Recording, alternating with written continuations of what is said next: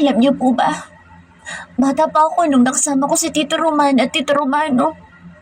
Mabait silang dalawa at magkamukhang magkamuka. Kaya lang nung umuwi si Tito Romano, nabangga ang sinasakyan niyang kotse. Yun ang nais sana ipaliwanag ni Lola Nisa sa inyo, ngunit di kayo nakinig. Sana, paimbestigahan niyo para kahit ang nakaraan na lang mabigyan ng linaw. Sabi ko, La, pag umalis na po ako, alagaan niyo po si Rafael. Tulungan niyo po siyang makalimutan ako dahil hindi na po ako muli babalik pa. Hindi na niya makikilala at malalaman ng tungkol sa mga anak namin. Napahikbi siya. Isipin niya pa lang na hindi na niya makikita lalaki naging sentro ng buhay niya, tila sinasakal na siya. Para po sa ikatatahimik ng lahat. Salamat po sa good memories, La. Mabuunin ko po yun. Muli na namang namalisbis ang mga luha niya. Congratulations po, La. Nagtagumpay po kayo na mapaghiwalay kami. Napagtagumpayan niyo pong mailayo kami ng mga anak ko sa apo niyo. Kahit masakit po kakayanin ko. Sabi niya na tumayo na. Hinalikan niya ang noo nito. Naging mabait ito sa kanya. Malamang kung hindi nito nakilala, si Lola ay may kakasal sila ni Rafaela. Ilang taon na mula nang umalis ng Pilipinas ang kanyang lola. Bata pa siya nang umalis ito kaya hindi ito kilala ng mga kaibigan ng kanyang kuya. Paalam po. Magpagaling po kayo, ha. Masaya po ako na kahit paano mapasaya ko kayo. Mahal na mahal ko po apo niyo na kahit masakit ang umalis ay gagawin ko. Sabi niya na binuksan na ang pinto. Sakto naman ang balik ng mommy ni Rafael. O Ella, aalis ka na? Tanong nito. Opo, tita. Hindi ko po pala kayang makita siya. Baka mas maging komplikado lang po ang lahat. Sabi niya. Ella, sana naman ipag-isipan mo muna. Hinawakan siya dito sa braso. Una po desisyon ko at pamilya ko, tita. Salamat po sa lahat-lahat. Tita, alagaan niyo po si Rafael. Napahikbi siya. Niyakap siya nito. Mahal na mahal ko po siya. Para po ito sa ikatatahimik ng lahat kaya ako aalis. Sabi niya dito. Ella. Saway nito. Hindi niya pwedeng sabihin dito ang tungkol sa kanyang pinagbubuntis. Tiyak niyang hindi ito papayag na umalis siya. Aalis na po ako, tita. Paalam niya na nilagpasan na ito. Anong oras ang flight mo? Tanong nito. 10:30 ng umaga po. Sagot niya bago naglakad ng papalayo. Tila nawala ang bigat na pinapasan niya ngayong nasabi na niya sa lola ni Rafael ang kanyang naisa sa loob. Mahigpit na yakap ang sumalubong sa kanya na makauwi siya. Hindi kasi muna siya umuwi. Matapos umalis ospital, bagkus ay napagpasyahan niyang maglakad-lakad sa isang parke na kanyang nadaanan. Kahit papaano ay nakatulong ang kanyang paglakad-lakad at paglanghap ng hangin upang maging magaan ang bigat ng kanyang nararamdaman. Tinakot mo kaming bata ka? Saan ka ba nanggaling? Ani ng lola niya na halatang nakahinga ng maluwag nang makita siya. Ayos lang ako, La. Nagpahangin lang po ako saglit. Sabi niya sa mga ito. Sa susunod, anak, magsasabi ka kung saan ka pupunta. Papatayin mo kami sa nervyos. Buti sana kung kagaya noon sa Pilipinas pa tayo na hindi ka buntis. Ayos lang kahit gumala ka kasi dalaga ka. Iba na kasi ngayon, anak.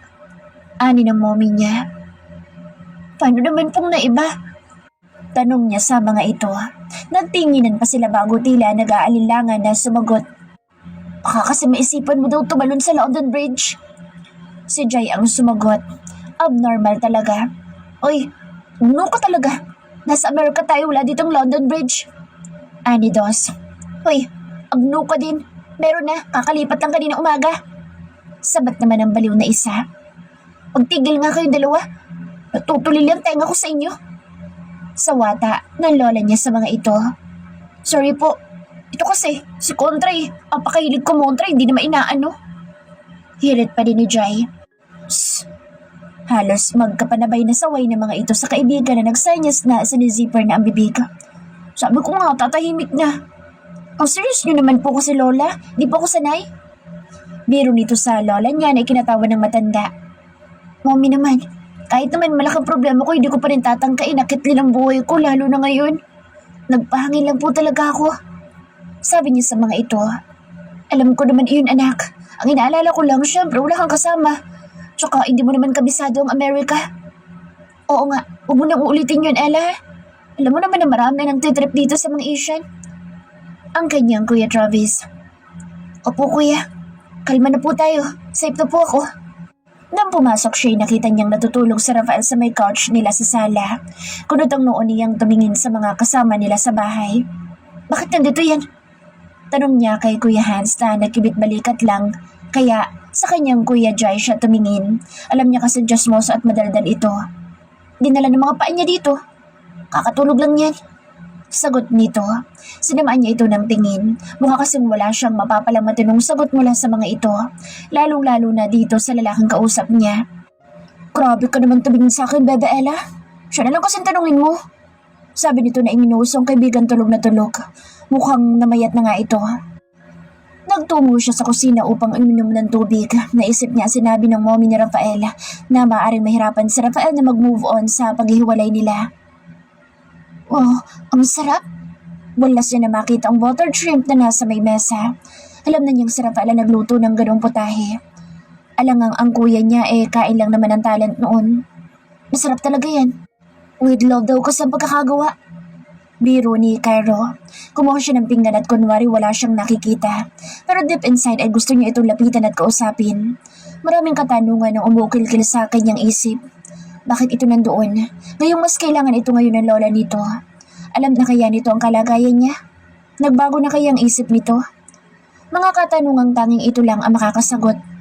Masarap? Tanong ni Jai na tila naglalaway sa sarap ng kain niya. Halos napapabikit kasi siya sa tuwing nalalasahan niya ang maraming bawang, lalo na ang lasa ng sugpo. Oo, masarap. Sagot niya. Anak, hinahinay sa kolesterol. Sabi ng daddy niya, hindi niya namalayan ang paglapit nito. Nagugutom pa po ako, daddy. Reklamo niya. Oh, hayaan mo ng anak mo. 4 silang kakain kaya intindihin mo na. Anang mami niya. Ngumiti siya dito at pinagpatuloy ang pagsubo ng sunod-sunod. Sige, basta huwag kang iinom ng soft drinks. Sabi ng daddy niya. Oo na po, pero baka naman dad pwede kahit isang baso lang. Paglalambing niya dito. Hoy anak, hindi pwede. Bilisan mo na dyan na makapagpahinga ka na. Sabi ng mommy niya. Gusto niya magtanong sa mga magulang niya ngunit ayaw niyang paasahin ng sarili at tila mahina pa ang puso niya para sa isang panibagong problema. Maliit pa naman mi. Katwiran niya dito. Basta bawal. Hala, bilisan na. Sabi nito. Kaya naman na matapos siyang kumain ay umakyat na siya sa kanyang silid. Ni hindi siya lumingon sa gawin ni Rafael. Kahit pa nga kating-kati siyang lumingon sa gawin nito. Naligo muna siya bago nahiga sa kanyang kama. Laman ng kanyang isip ay ang lalaking natutulog sa couch nila, ang ama ng kanyang mga anak. Alam niyang hindi na niya may tatago dito ang kanyang kalagayan at mukhang may kakaibang nangyayari sa bahay nila. Nagising siyang may kayakap, na amoy pa lang ay alam niya na kung sino. Lalo niya isiniksik ang sarili niya dito, lalo at tila hinahanap-hanap niya nitong nakaraang mga araw ang amoy nito. Pag-angat na mukha niya ay agad na sumalubong sa kanya isang mapusok at mapag-angkin na halik nito. Punong-puno ng pananabik ang bawat paghaplos ng mga palad dito sa kanyang kahubdan. Kahubdan? Hubad na siya dahil ramdam na niya ang paglalapat ng kanilang mga katawan. Rafael! Bulalas niya na bigla siya nitong angkinin. Walang babala at walang pag-iingat. Marahas ang ginagawa nito. Bagamat nagustuhan niya ang ginawa nito ay parang pakiramdam niya ay binababoy siya nito dahil hiwalay na sila kung tutuusin. Rafael, wag! Halos sigaw niya, naramdam niya ang tila galit nitong pag-angkin sa kanya. Ngunit hindi ito nagsasalita, basta patuloy lang ang lalaki. Ayoko na! Pakiusap niya dito. Salap kasi na masarapan siya sa kanilang pagsisiping ay masakit ang kanyang pakiramdam. Ngunit tila wala talaga itong naririnig. Patuloy lang ito sa ginagawa sa kanyang katawan. Hanggang sa kalaunan ay nakapag-adjust siya at tila nagustuhan na din niya. Ngunit ramdam niya pa rin ang pananamlay niya habang nakikipagsiping sa lalaki lalo at ramdam niya ang pananakit ng kanyang katawan. Kagaya kanina ay marahas pa rin ang paraan ng pag-angkin nito sa kanya. Malayo sa masuyo at puno ng pagmamahal na pag-angkin nito sa kanya sa mga nakalipas na mga buwan nila bilang magkasintahan. Akin ka lang. Dinig niyang sabi nito. Nagsiselos ba ito? Naitanong niya sa kanyang sarili ngunit kanino naman gayong wala siyang maalala na may kinausap siyang lalaki na kagaya ng pakikipag-usap niya dito. Maya-maya ay naramdaman niya na lang ang tila walang paggalaw ng lalaking kasiping kaya tumingin siya dito. Halos napamulaga siya na makitang maputla na ang mukha nito at tila wala ng kagalaw-galaw. Natigilan siya at tila nanlamig siya lalo at medyo nangingitim ang mga labi nito. Nang makabawi siya ay kinapa niya ang pulso nito. Wala na itong pulso. Rafael! Wake up, Rafael! Rafael! Sabi niya na niyuyugyug ang katawan nito ngunit walang galaw ang lalaki. Tila lalo itong tumigas. Nasobrahan ba ito? Naitanong niya sa kanyang sarili. Gusto niyang sumigaw upang humingi ng tulong ngunit walang boses na lumalabas sa kanyang lalamunan. Rafael! Huwag mo naman akong biruin ng ganito! Rafael! Gising na! Niyugyug niyang muli ito. Maging ang mata nito ay pilit niyang iminumulat ngunit walang senyales ng buhay mula rito. Rafael! Gising naman o! Natatakot na ako! Atungal niya ngunit wala na talaga itong galaw. Help, Mommy! Daddy, help! Sigaw niya ngunit bakit ganoon? Tila hindi niya maigalaw ang kanyang katawan. Paulit-ulit ang sigaw niya ngunit tila wala silang ibang kasama. Pawis na siya habang tila nawawala na siya ng lakas habang nakatingin sa halos walang buhay na nitong katawan. Bakit hindi pa din siya nagigising? Julian! Dinig niya ang nag-aalalang tinig ng mommy niya. Baby, wake up please! Dinig niyang boses ni Rafael na niyuyugyug siya. She's crying, tita. I wish Gob and Johan is here. Dinig niyang sabi ng isang tinig. Kung hindi siya nagkakamali ay si Kuya Dos. Wala pa bang tumatawag ng ambulansya sa inyo? Parang boses ng daddy ni Rafael na halata ang panic sa boses nito. Calm down people. She's just sleeping. I think she's about to wake up. Ani ng lola niya. Emote-emote mo pre. Dinig niyang sabi ni Kuya Yael kaya naman maagap siyang dumilat. Nabungaran niya ang nag-aalalang mukha ng pamilya niya at ang pamilya ni Rafael, except sa lola nito at dalawang tiyahin na mga impakta. Anong nangyari? Ta kanyang tanong sa mga ito. Kanina ka pa namin ginigising, iha. Umuungol ka nung una hanggang sa umiiyak ka na. Kaya nag-aalala na kami lalo at sinabi nitong si Rafael na inubos mo yung isang bowl ng button shrimp. Paliwanag ng tita niya, which is ang mommy ni Rafael. Sinamaan niya ng tingin ang lalaki at inirapan. Sinugugutom siya eh. Pakialam ba nito kung inubos niya? Baka ikaw tumaas ang kolesterol mo. Diyos ko po, sa susunod huwag kang kakain ng madami bago matulog. Ani ng lola niya. Nanaginip lang po ako. Nahihiya niyang paliwanag sa mga ito. Diyos ko po, kung alam lang ng mga ito ang laman ng kanyang panaginip, nakakahiya. Tumingin ulit siya sa lalaking kampante na nakaupo sa kamang kanyang kinahihigan. Omi, nandito na pong ambulansya. Humahangos na sabi ni Hero na bunsong kapatid ni Rafael. Papasukin nila muna kamang medic at ipacheck ang blood pressure at blood sugar nito. Sabi ng daddy niya. Umupo ka muna. Ani Rafael, siyang umalalay sa kanya upang makaupo. Ang sarap sungitan nito ngayon lalo at naiinis siya dito. Sigurado ka bang ayos ka lang, iha? Ani ng lola niya na bakas pa rin ang pag-aalala sa kanya. Opo, la, ayos lang po ako. Sabi niya dito. Sigurado ka ba? Hindi ka ba nahihilo? Nasusuka? O kaya na may nangangali ang batok? Tanong ng mommy niya. Ayos lang po ako. Sagot niya sa mga ito. Halatang hindi naniniwala ang mga matatanda. Poker face naman ang lalaking laman ng kanyang panaginip. Lihim siyang nagpasalamat sa Diyos na panaginip lang ang lahat dahil kahit naman naasar siya dito, ayaw naman niyang mamatay ito. Maya-maya pa'y pumasok na ang mga medic. Let me check your BP, ma'am. Magalang na sabi nito. Nakamatala ang mga tao sa paligid nila, maging nang kinuhanan siya ng blood sample. Do you feel any strange things, such as difficulty in breathing? Tanong nito. No, sagot niya. Her vitals normal and she's pregnant. Her heart beats faster than normal. Sabi nito. Napatingin siya kay Rafael na nakatitig lang sa kanya. Alam niya gusto nitong maging tapat siya sa pagsagot. Nag-iwas siya ng tingin dito at sumagot. Yes. Mahina niyang sagot. Nang matapos ang pagkuha at pag-check ng kanyang vitals ay umalis na din ang mga ito. Naiwan silang nababalot ng katahimikan. So, buntis ka? Tapos lalayasan mo na naman ako? Tila galit na sabi ni Rafael. Rafael! Saway ng mommy nito sa lalaki. Oo, dahil ikaw na diba nagsabi na hindi mo ako papakasalan?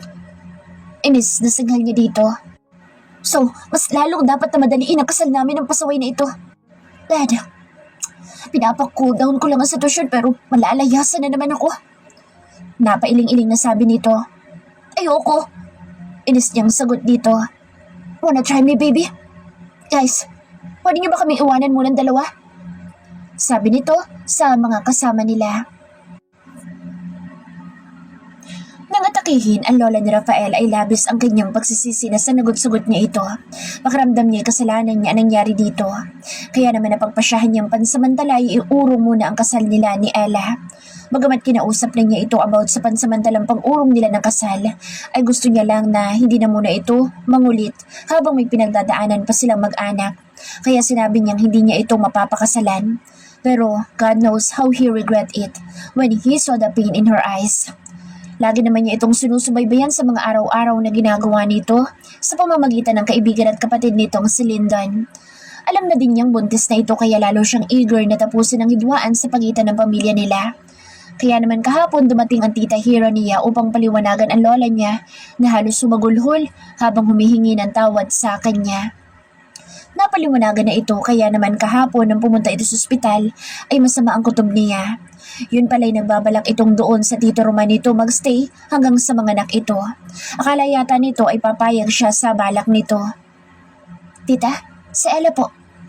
Bukod niya pagdating sa bahay ng mga ito. Yun nga Rafael, hindi pa umuwi. Kanina pa ako nag-aalala. Sabi ng kanyang tita Jen. Pabalik-balik ito at hindi mapakali. Umalis na daw sa ospital sabi ni mommy. Kanina pa daw. Sabi niya dito. Nung oras to, wala pa din siya. Ani ng daddy nito na kagaya ng asawa nito'y tila hindi maipinta ang mukha. Sinubukan niyang tawagan ang dalagang ngunit narinig nila ang pagtunog ng cellphone ni Lyndon. Sige, mag-iingat ka. Umuwi ka na at kanina pa kami nag-aalala sa'yo. Sabi ni Lyndon. Ano, nasa na daw ang kapatid mo? Nag-aalalang tanong ng tito niya dito. Pauwi na daw po siya. Naiiling na sagot nito. Napagpasyahan niyang iluto ang all-time favorite nitong buttered shrimp. Nang dumating ito'y nagtulog-tulugan siya. Mamaya na siya makikipagtuos dito. Mahirap na baka mapahamak ito pag pinatulan niya ang tantrums nito. Alam niyang malaki ang naging pagkukulang niya pero babawi siya dito, lalo na ngayon na magiging mga magulang na sila.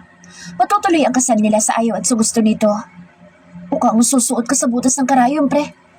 Biro ni Lyndon. Ang hirap na nga niyang intindihin nung hindi pa buntis, lalo na siguro ngayon.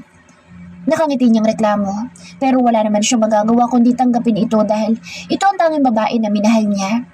He loved everything in her, even her imperfections.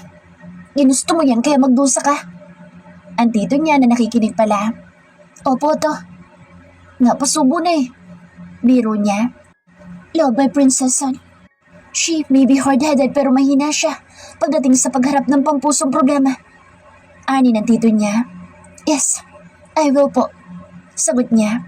Maya-may dumating na din ang mga magulang niya maliban sa dalawa niyang maldita na tita at kanyang lola na nasa ospital pa. Wala nang urungan ito. Baka magkana na yung dalawa pag may humadlang pa. Biro ng mommy niya. Ginising mo na ba ang ate mo? Tanong ni tita kay Lander. Gigisingin pa lang po. Sabi nito na umakyat na sa silid ni Ella. Ngunit ilang sandali pa'y nagsisisigaw na ito. Mommy! Si Ate Ella! Natatarantang hiyaw dito. Ano nangyari? Tanong ni Tita Jen. Mabilis niyang tinakbo ang hagdan paakyat sa kinaroroonan ng silid ng kasintahan. Umuungol ito na tila nahihirapan. Pawis na pawis. Wag! Sabi nito habang patuloy sa pagpupumiglas. Ella! Gising, Ella! Naiiyak na sinapuan ng kanyang tita ang kamay ng dalaga na hawak niya. Niyugyug niya ang braso nito ngunit tila wala yatang epekto dahil lalong lumalakas ang ungol nito. Lihim niyang sinaway ang sarili nang madinig ang pangalan niya habang umuungol ito. Naramdaman niya kasi ang pagbangon ng alaga niya. Paano kasi umuungol ito kagaya ng pag-ungol nito sa tuwing nagsisiping sila? Oh, Rafael! Huwag mo akong iwan! Sabi nito bago umiyak habang tulog. Baby, nandito lang ako. Bulong niya dito. Iniabot niya ang basang labakara at pinunasan niya ang leeg nito at ang mukha. Maya-maya pa'y payapa na ang mukha nito. I already called the ambulance. Ani ng daddy niya. Baka napasobra ng kain ng buttered shrimp. Utis pa naman siya. Sabi niya. Nilantakan kasi nito ang halos isang mangkok na niluto niya. Nang magising ito ay tumututol na nga sa kasal. Kaya nang maiwan silang dalawa ay mahabang katahimikan ang namayani sa pagitan nilang dalawa. Ano? Hindi ka na magsasalita? Mataray na sabi nito. Kung iba siguro ay matatakot na sa sungit nito pero hindi ang kagaya niya. Anong nga panaginipan mo at ganoon na lang ang ungol at iyak mo? Naalala niyang itanong dito. Naalala niyang noong nasa Palawan sila ay nangyari na din dito ang ganoon. Wala kang pake. Masungit na pakli nito. Meron akong pake. Kasi tinatawag mong pangalan ko habang umuungol ka. Sabi niya dito. Ito naman ay nalalaki ang mga mata na tumitig sa kanya. Napalunok ito. Ano pang sinabi ko? Tanong nito sa kanya. Nakaisip siya ng kalokohang makaganti man lang siya sa kasungitan nito. Do me harder, Rafael. Yun ang sinasabi mo. Sagot niya dito na may pang-asar sa mga labi. Shit, sinabi ko ba yun? Nalalaki ang mga mata na tanong nito. Tumango siya kahit na pigil ang tawang gustong kumawala sa mga labi niya. Narinig din ba nila? Nag-aalalang tanong nito. I don't know. Maybe.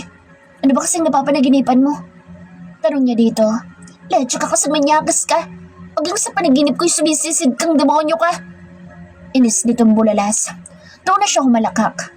Sabi na nga ba niya may kababalaghan silang ginagawa sa panaginip nito. Just kidding. Tinatawag mo lang ang pangalan ko pero wala namang Jumi. Ungo lang na tila nasasarapan.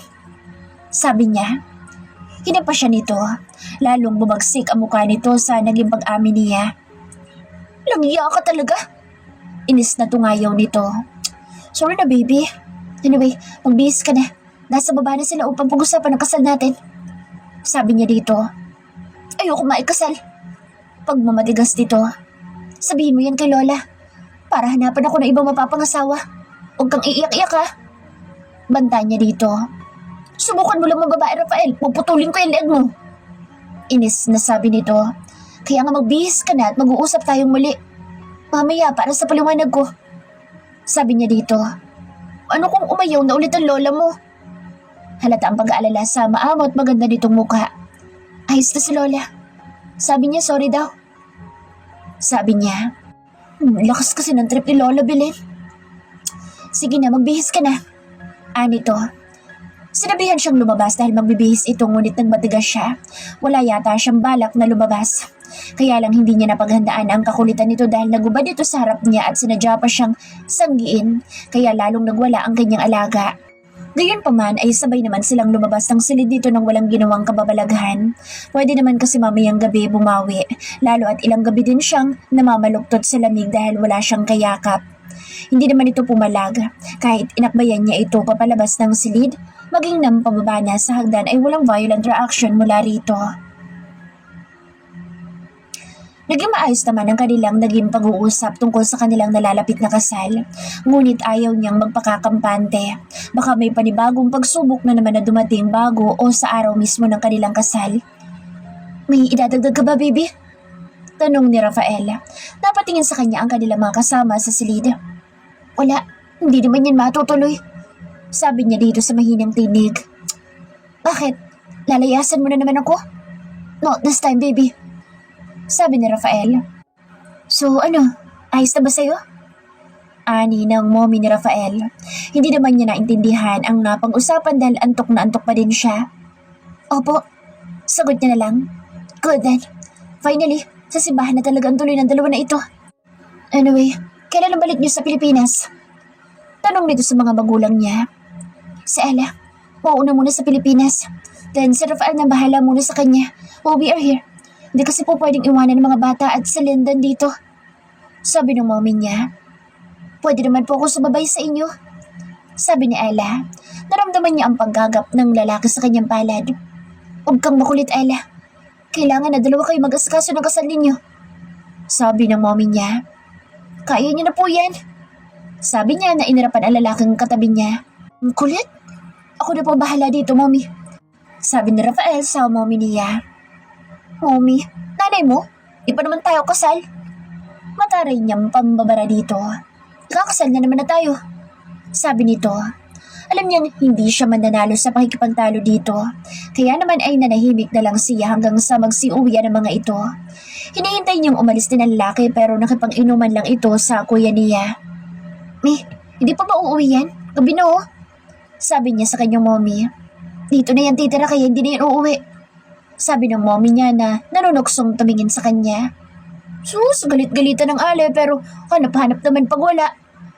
Pahinga ka na anak, aakyat din yan mamaya. Sabi ng daddy niya. Kahit wag na siyang umakyat. Erap niya bago tumalikod na upang umakyat sa kanyang silida. Rafael, akyat ka na daw sabi ni Bundes. Tawag ng daddy niya. Daddy! Kontra niya. Wala ba? Yun ang rinig ko kanina eh. Biro ng daddy niya. Huwag na magpakipot, hindi bagay. Nakatriplets na nga kayo eh. Ani ng mommy niya. May kasalanan niya sa akin eh. Inis niyang bulong. Hala, iakyat mo na yan Rafael. Sabi ng mommy niya. Nasa likod niya na pala ang lalaki. Hindi na lang siya umimik. Sungit-sungit naman yan pre. Ani ng kuya niya na nakangisi. Pinandilatan niya ito at nilagpasan. Kaya nga eh. Pero alam ko na kung paano niyang paamuin. Soundproof ba ang room niya? Tanong na lalaki sa kanyang kapatid na isang mapang-asar din. Mukhang outside di kalambu ka, pre. Oo, soundproof. Maliban sa silid ng mga bata. Sagot naman ng kapatid niya. Biglang namula ang mukha niya nang maintindihan ng tungo ng usapan ng mga ito. Uuna na kami, pre. Sabi nito, pilit niyang iniiwas ang kanyang katawan dito. Ngunit lalo naman siya nitong niyakap. Sus, wag na kasing umangal. Tara na, may pag-uusapan tayo. Sabi nito. Nagtatampo man siya dito ay sumunod na lang siya para wala nang ingay. Sumbatan mo na ako, baby. Sabi nito nang maisarado ang pinto ng kanyang silid. Ewan ko mapagod. Sabi niya dito. Bahala na itong ma-stress sa kanya ngayon. Ikaw ang bahala. Sabi nito na tumalikod at pumasok na sa kanyang bathroom. Palaisipan pa rin sa kanya kung anong ginawa ng mga ito upang mapapayag ang lola nito na matuloy ang kanilang kasal. Although na-explain na daw sa matanda na may kakambal si Romano, tiyak niyang sa taglay na kataray na matanda ay hindi ito basta-bastang maniniwala. Maya-maya ay lumabas ito ng CR. The tub is now ready, baby. Sabi nito. So, ipinaghanda pala siya ng pangligo. Okay. Sagot niya. Hinihintay niyang sumunod ito sa kanya sa loob ngunit nahigalang ito sa kama at muling tumingin sa kawalan. Kaya naman ay hinayaan na niya. Bahala itong mabaliw sa kakatitig sa kisame. Naligo siya matapos na magbabad sa bathtub ng ilang minuto. Medyo nalamigan na ang mainit niyang ulo kanina. Nag-blower siya ng kanyang buhok at tiyak tatagal siya sa pagpapatuyo ng kanyang buhok kung hindi siya gagamit ng dryer. Nahiga siya sa tabi ng nakapikit na lalaki nang matapos siya na patuyuin ang kanyang buhok. Ni hindi man lang ito gumalaw, tanda na malalim na ang tulog nito. Pinagmasdan niya ang maamo nitong mukha na walang kagalaw-galaw na. Umayos siya ng higa at tumingin sa may kisame. Kung noon ay halos hindi siya nito pagpahingahin, ngayon na may tila wala na itong panahon pa sa kanya. Baka nandidiri na ito sa kanya dahil unti-unti na siyang namimilog dahil sa kanyang pagbubuntis. Hindi niya mapigilang hindi maawa sa sarili. Malamang ay kinausap ito ng kanyang mga magulang upang piliting ipakasal sila dahil sa kanyang pagbubuntis. Hindi niya napigilan ang luhang na malisbis sa kanyang mga mata. Impit niyang kinagat ang kanyang mga labi upang pigilan ang hikbi. Tumalikod siya dito at tahimik na lumuha. Why are you crying? Nahinto ang kanyang iyak nang marinig ang boses nito. Kunwari tanong niya. Pilit niyang ginawang normal ang kanyang boses upang hindi nito mahalata ang kanyang pag-iyak. Sabi ko, bakit ka umiiyak? Seryosong tanong nito. Bakit? Bawal na bang umiyak ngayon? So gusto kong umiyak eh. Kung ayaw mong marinig ang iyak ko, sasala ko matulog. Taboy niya dito. Ella, ngayon magiging mag-asawa na tayo. Gusto ko maging open tayo sa isa't isa. Kung may problema ka sa akin o kung ano man, sabihin mo sa akin. Hindi yung dadaanin mo sa lihim na pag-iyak. Seryosong sabi nito. Pag-asawa? Tumawa siya ng paga. Hindi pa nga sigurado kung matutuloy ang kasal eh. Baka palabas niyo lang ang lahat ng ito. Tapos pag-araw na ng kasal saka hindi ka sisipot. O kaya naman saka hahad lang ang pamilya mo. Nakakatakot ang sumugal sa'yo. Akasuli ako na lang mag-isa ulit. Hindi niya mapigilang isatinig. Nakita niya ang pagpikit nito na tila sumakit ang ulo sa kanyang sinabi. Ella, can't you just trust me? Alam mong mahal kita sa mula pa nung una kitang makilala. Kaya bakit ako hindi sisipot? Kung ang pamilya ko naman ang inaalala mo, sige, bukas na bukas papakasal tayo dito. Para formality na lang ang kasal sa susunod na buwan. Sabi nito na ikinatawan niya. Para ano? Para pwede mong i-divorce pag nagsawa ka? Inis niyang pakli dito. Tila nauubusan ng pasensya na napakamot ito sa kilay. Ella, hindi ko alam kung anong assurance ang gusto mo pero ikakasal tayo. Hindi na ako papayag na hindi, kaya naman please lang. Tigilan mo na ang kakaiyak-iyak. Kawawa ang mga babies natin dyan. At saka nakakapangit yung pag-iyak-iyak, baby. Sabi nito. Niyakap siya mula sa kanyang likuran. E di iwanan mo kung napapangitan ka sa akin. Inis niyang pakli dito. Pilit na hinihiklas ang yakap dito sa kanya. Ngunit mas lalo lang nitong hinigpitan ang yakap sa kanya. How would I leave you, baby? Ngayong nasa iyong kaligayahan ko. Sana naman alisin mo ang lahat ng agam-agam mo. Bukas, uuwi na tayo ng Pilipinas para masimulan na ang preparation ng ating kasal. Sabi nito. Hindi na siya umimik sa sinabi nito. Part of her wanted to trust him pero masisisi ba siya kung magdududa siya sa magiging kalalabasan ng lahat? Masisisi ba siya kung iisipin niyang baka ilang araw bago ang kasal ay umurong na ito at ang pamilya nito? Alam mo, pwede ka sa labas matulog kung ayaw mo akong katabi. Sabi niya dito. Narinig niya ang halakak nito. Parang alam ko ng dahilan ng sumpong mo. Naiiling na sabi nito. Ano? Masungit niyang tanong. Mangangalabit naman ako mamaya eh. Kaya dito ako nakisiksik sa'yo. Nakaidlip lang ako kanina dahil ilang gabi na akong bantay ni Lolo sa ospital. Paliwanag dito na ikinikiskis ang kahandaan sa kanya. Pakialam ko kung mangalabit ka o hindi. Inis niyang singhal dito. Sus, Ella, aminin mo ba si hindi? Alam natin pareho na hindi tayo pwede magsama sa isang silid na tayong dalawa lang na walang kababalagang mangyayari. I'll show you, baby. Bulong nito. So, can I take you now? Masuyong tanong nito. Bakit ka pa nagpapaalam? Mahina niyang tanong dito na ikinahalakhak nito. Baka kasi magalit ka kung bigla-bigla kita nga angkinin. Tapos ayaw mo pala. Sabi nito na tila unti-unti nang gumagawa ng sarili nitong paglalakbay sa kanyang katawan.